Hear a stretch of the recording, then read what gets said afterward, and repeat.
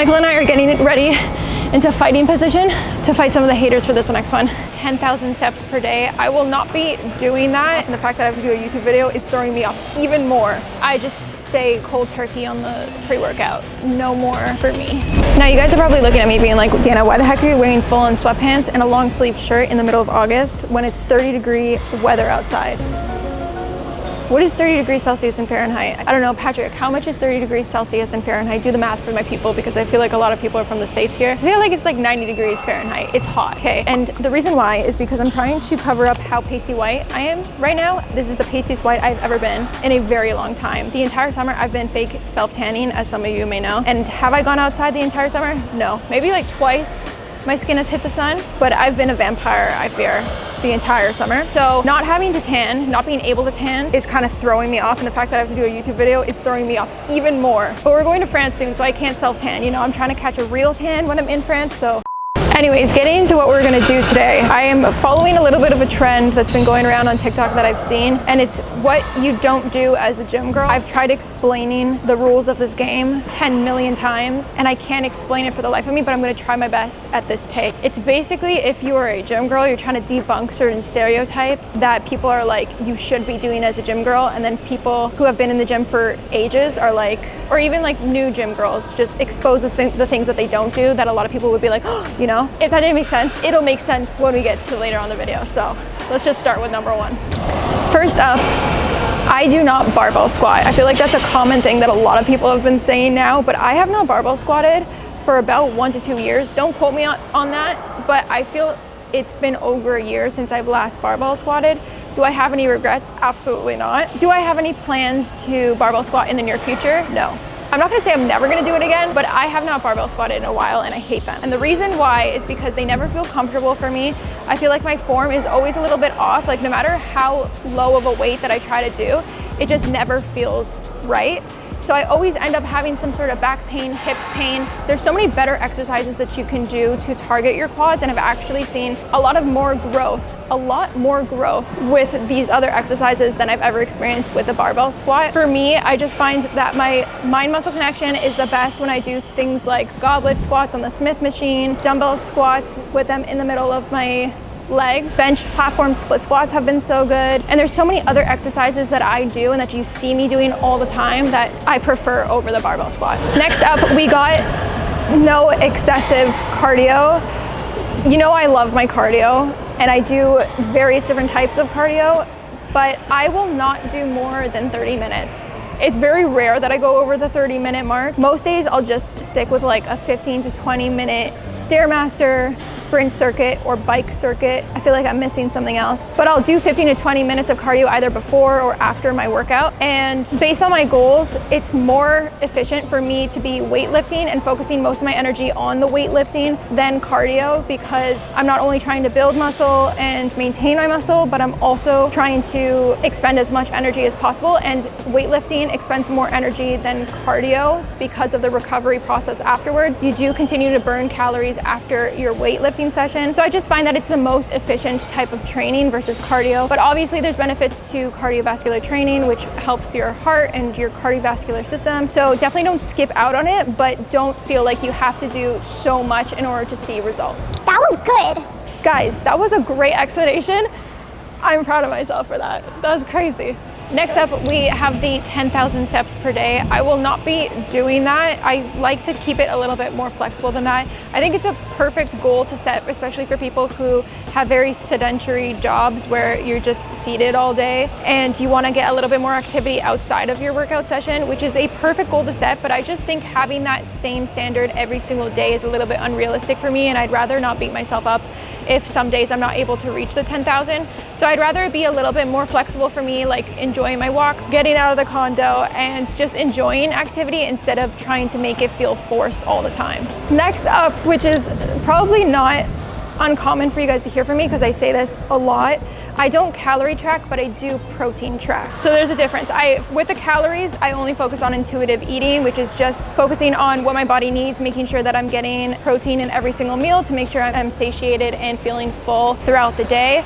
But I only track protein, which ends up being around 1 to 1.1 grams of protein per pound of body weight. So for me, that's around like 135 to 145 grams of protein every single day. The reason why I don't calorie track is because I never had a good relationship with calorie tracking in the past. I did do it at one point in my fitness journey, but I just found that it never worked for me. Seeing those red numbers on the screen didn't do it for my mental space, my mental health. So instead, I just focus on the protein tracking and just making sure that I eat when I'm hungry, when my body needs it, and make sure that I actually am eating those whole foods, those high protein foods that will fuel my body and those gains. Next, we got cycle syncing. I am not too familiar with cycle syncing, and I've never really done it in my fitness journey. I know a lot of people do it so they can plan around their periods, but personally for me, I just go with the flow when it comes to my period. I actually do have a YouTube video where I go through an entire week and take you through every single day of my period and show you how I train differently when it comes to those days. Ow. Okay, we're done. We're not doing this. But I really just go with the flow and see how I'm feeling. If I'm not up for it one day and I'm cramping super bad or I have super uncomfortable bloating, I'm just gonna say no to the gym and just show up the next day. Like those couple days of not training won't impact this long-term journey that we have ahead. So really don't beat yourself up if you're not able to go on your period. I just go with the flow. Touching on pre-workout, as somebody who used to take pre-workout religiously, all the time, every single time before my workout, like I needed a scoop of pre-workout before working out. That person is not present with me here today. We do not take pre-workout. I have not taken pre-workout in maybe 8 months to a year. Don't quote me on that again, but it's been a very, very long time that I don't even remember the taste of pre-workout. With my anxiety, adding more caffeine throughout the day, I had to cut back and really assess how much caffeine I was taking because it was just exacerbating the issue. And I just found that feeling super jittery, super all over the place when I was working out didn't help me focus. It actually distracted me a little bit. So in order to help with my anxiety and just make sure that I'm more locked in and less reliable on it while I'm working out, I just say cold turkey on the pre-workout. No more for me. Moving on, I touched a bit on this on TikTok, but I don't go to failure for every single exercise. But I just find the most effective technique for me is to go to failure for those exercises where I feel it's safe to go to failure. Whereas other exercises, it's just a little bit dangerous, more on the dangerous end, and I just feel like there's more chances of me losing form.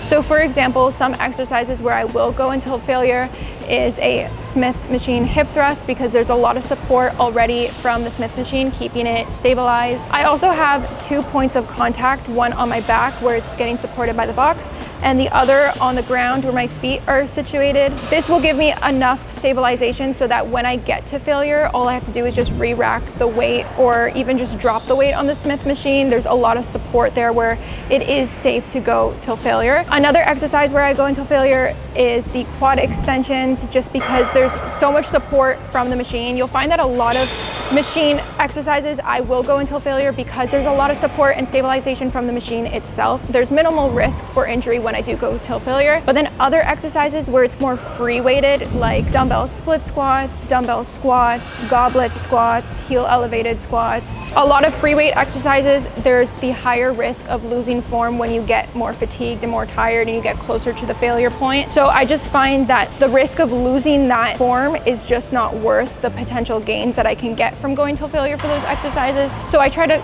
keep close to failure for those ones. Ow. Michael and I are getting ready into fighting position to fight some of the haters for this next one. I do cardio. I'm out of breath. Holy crap. I definitely don't do cardio apparently if that makes me out of breath. I sometimes do cardio before my workout. Now relax before we get heated, okay? A lot of people are like, it's more optimal to do cardio after your workout instead of before, and I understand. It's a very valid point, and I wholeheartedly believe in it.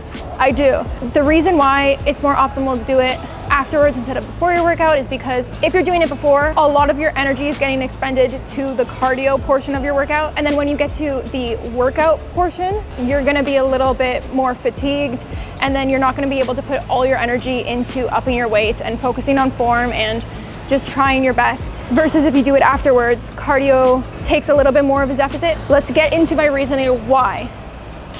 Patrick's probably gonna get like headlash with whiplash? Headlash. Patrick's gonna get whiplash by changing between these cameras right now. I'm sorry. But a lot of the times I will do cardio before. And the reason why is because it warms me up. First and foremost, my gym is frigid when I get there. I don't know what they're doing. They're blowing the AC in the summer, and then in the winter, I guess there's no heat because all year round, it is so freaking cold. But then it not only warms me up, but it also gets me in the headspace of working out. Like, I'm zoned in after that. Like, you know when you get the serotonin, what is it? Is it serotonin? It's serotonin, the good feel hormone after your workout. Endorphins, that's the word. That's the word. It gets the endorphins flowing after some cardio is done. And then I'm locked in when it comes to my workout. Even on my ab workouts, on my ab days, I'm gonna be doing Stairmaster before because it just gets me in the headspace. There are some rare cases where I'll do it afterwards, especially if I'm short in time and I'd prefer to prioritize my weightlifting session. So it's mixed. I'll say it's mixed so that I don't catch as much hate. It really depends. Don't come for me for that, but I feel like that's the most controversial part of this video. Next up, I do not skip out on sweet treats. If you guys know about me at all, you know that I take my sweet treats very seriously and I will have them every single night. That's following in with the 80-20 rule. I keep my foods very nutritious, high protein, making sure that I'm getting good whole foods throughout the day. But then when it comes to the nighttime, I will always end the night with an evening sweet treat. I will literally end off dinner and then turn to Michael and be like, where's my sweet treat at? That's just something that helps me stay more consistent. I find that if I'm a little bit more flexible with my diet, I'm gonna keep more consistent with it. That has worked for me throughout my entire fitness journey, and I feel like I'll take it to the grave. Now, this goes without saying, you guys better not be skipping out on your rest days. I do not skip out on any rest days. I take 1 to 2 rest days a week. That means I'm training in the gym 4 to 5 days a week. Does that math add up correctly? It does not, does it? No, I'm in the gym 5 to 6 days a week and resting 1 to 2 days a week. It is so important to rest, and it's a huge part of any fitness journey, especially if you're trying to grow muscle or build strength, because those rest days is when your muscles will have the opportunity to rebuild and recover and then prepare you for the next lift. So if you're not taking any rest days, you're not only going to show up a little bit weaker and more fatigued when you go to train that muscle group again, but your muscle groups are not prepared to push you even further. So you might even find that you're not able to improve your strength with every single session. So do not skip on those rest days. I swear, don't skip on them. Next, I do not switch up my workouts. I keep consistent with my workout split, and I try to keep my workouts relatively the same. As you guys know, a lot of the workouts that I post on Instagram and TikTok, they generally have the same type of exercises or like very few changes and variations. But for the most part, they remain the same, and that's where real muscle building will actually come into play, because the more consistent you stay with your exercises, the more you're able to progress and focus on tracking how you progress with those exercises. And the stronger that you'll become, the better you're able to maximize those muscle building efforts. I feel like I'm trying to act like I'm more technical than I actually am, but you understand, you catch my drift, you know what I'm saying? But anyways, if you guys want to see my workout split, I do have a video on that as well, and I will put it somewhere here for you guys to watch. I keep with it for about 6 to 8 months, and then after the 6 to 8 months, I assess how I like the workout split, if I'm still progressing with it, and then only after I find that I've plateaued will I change that workout split. But for the most part, it remains the same if I'm still seeing those gains. To end off the video, I do not intermittent fast or fast before training. I need food all the time to fuel my gains, and I've tried working out without, like, completely fasted, and it never works for me. I just feel the energy is low. I'm not locked in. I feel so focused on food, like the food noise is very, very loud. So I just find that get a good protein source, get a good energy source in the morning, then I go train, and I just feel super energized and ready to lift.